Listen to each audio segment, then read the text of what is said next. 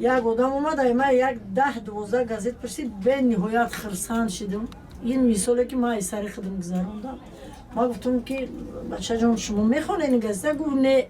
چیکار میکنی خ گازت؟ ما میبرم گفت یا شکای سیب مونده گفت سیب میپیچونیم.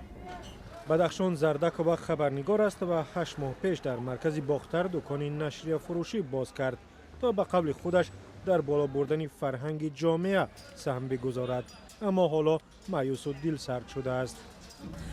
با خلاصه اومدم که باید همین دکان بندم. من دیلم به همون گازیتایی که در بیرون میگذارمش ساعت ها می ایستن زرد میشوند. به خدا دیلم میسوزه.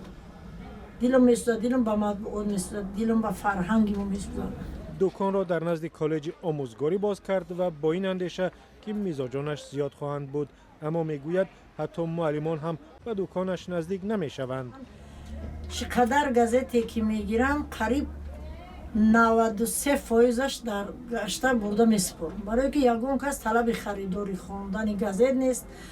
عموما اگر بگیم در فکر خواندن گازت هم نیستن. البته اینترنت و نشریه همه خبرها در آن در همه جا بازار این نشریه های چاپی را کساد کرده است، ولی نبود مطالب خواندنی هم یک سبب بی خریدار ماندن روزنامه ها بوده است.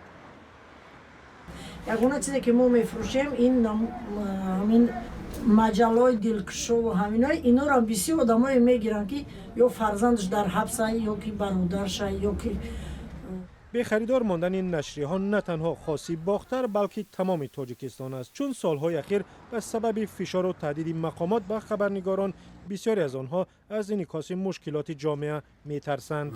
لیکن در بسیار حالت منصبداران ما از روزنامه‌نگاری ما حذر میکنند و حرکت میکنند که با آنها و نخورند و حرکت میکنند که با آنها اطلاع ندهند. مشکل هم در همین است.